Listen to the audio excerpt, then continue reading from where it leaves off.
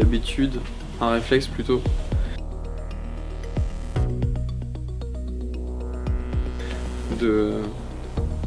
D'aller sur les réseaux, de regarder ce que les gens font, de regarder ce qu'ils publient, de sortir et de revenir 3 secondes plus tard.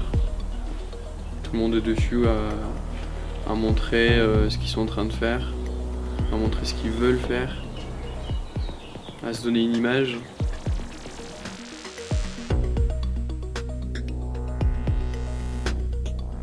C'est ça que je trouve incroyable, c'est que on peut faire croire ce qu'on veut en fait à travers les réseaux. Et parfois je trouve que c'est dommage de courir après ça parce que si t'es vraiment en train de t'amuser, t'as pas besoin de le montrer au final. Quand on va sur la page de quelqu'un, on découvre une sorte de... Oui, c'est ça, une carte d'identité qui montre qui t'es. Ouais, ça m'est beaucoup arrivé de décrocher parce qu'au bout d'un moment, tu te rends compte que c'est trop. Tu te rends compte que c'est inutile, tu te rends compte de ça en fait quand tu remarques qu'à la fin de la journée, t'as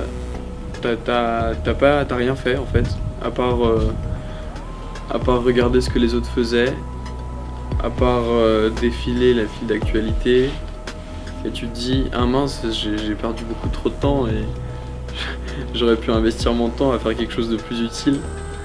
Faut quand même regarder un peu, s'intéresser, rester présent mais équilibrer les choses. Aujourd'hui, Ouais. J'aurais pu faire mieux.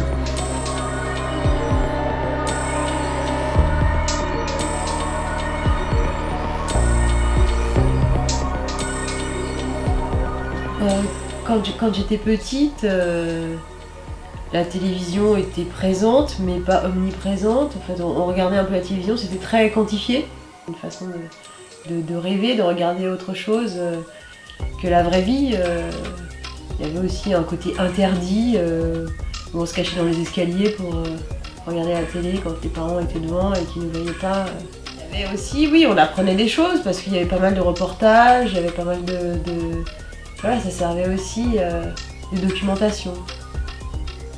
Ça peut manger plus le temps de jeunes enfants maintenant, parce que la télé, elle sert un peu de babysitter. Parce qu'en fait, maintenant, on n'utilise pas la télévision de la même façon. C'est-à-dire qu'avant, on était tributaire de 3 programmes, il y avait en gros 3 chaînes. Et c'était le film du mardi soir, le truc. Et en fait, t'avais peu de choix, t'étais tributaire de ce qu'on te proposait. Et voilà. Maintenant, c'est télé à la demande, c'est-à-dire que tu t'abonnes à ceci, cela, et en fait, tu regardes ce que tu veux quand tu veux. Et c'est autre chose. C'est différent. Donc en fait, tu peux ne pas regarder la télévision pendant très longtemps, tout d'un coup regarder un film quand on a envie, le choisir. C'est devenu un truc interactif qui n'existait pas auparavant. Enfin, j'ai l'impression que tu as moins d'addiction à la télévision qu'à du jeu en ligne, par exemple. Je pense que la télé, telle qu'on l'a connue, nous, elle n'existe plus. Et il y avait des documentaires, des choses comme ça. Bon, ça existe toujours, les documentaires, ce genre de choses. Mais c'est vrai que les émissions culturelles ont été reléguées à minuit, 3h du matin. Ça existe de moins en moins. Et puis on est passé sur une télé-réalité et des choses comme ça qui... c'est plus la même télévision, ça c'est sûr. C'est plus la même télévision, c'est plus la même consommation de télé, d'image. Je sais pas, c'est un peu comme un supermarché par rapport à un petit magasin de quartier, quoi. Tout est proposé et puis t'es submergé par un non-choix.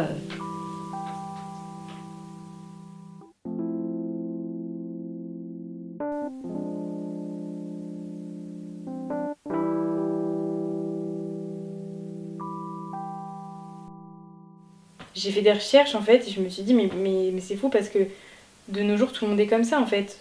On est tous en train de devenir comme ça et ça a commencé par les réseaux sociaux, sauf que au final on le retrouve de partout.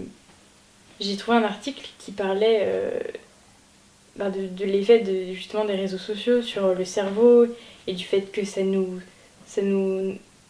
empêche de réfléchir en fait et et on devient presque des robots, quoi. On suit en fait une sorte de mode et on n'est pas capable de donner notre avis par nous-mêmes, de dire ce qu'on aime.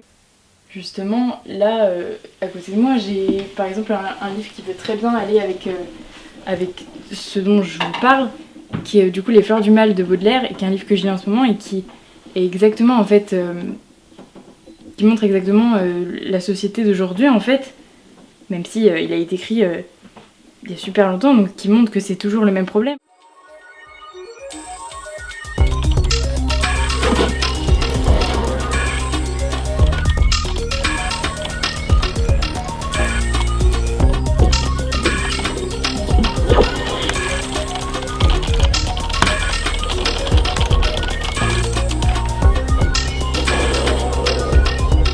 Ah voilà, on va le...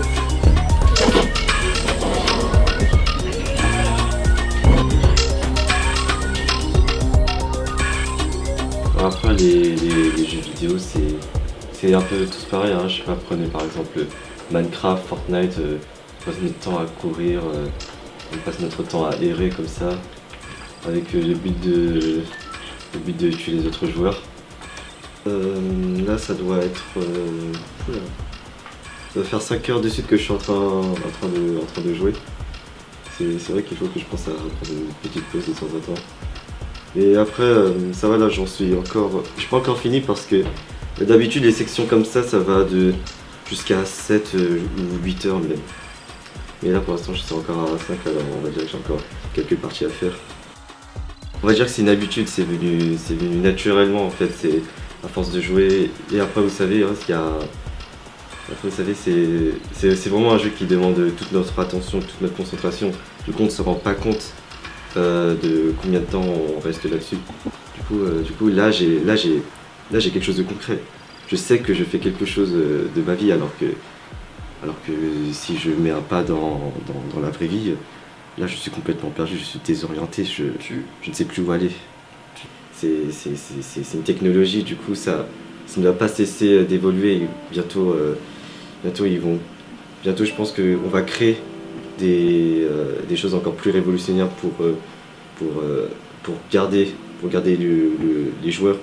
Je pense notamment à la réalité virtuelle qui veut vraiment casser ce mur qu'il y a entre la réalité et les jeux vidéo. Parce que vous savez, le but du jeu vidéo, ce n'est pas de mettre en danger, c'est de créer, c'est de faire quelque chose de nouveau, c'est de vouloir créer une autre forme d'art, si on peut appeler ça comme ça. Faut pas rester coincé dedans.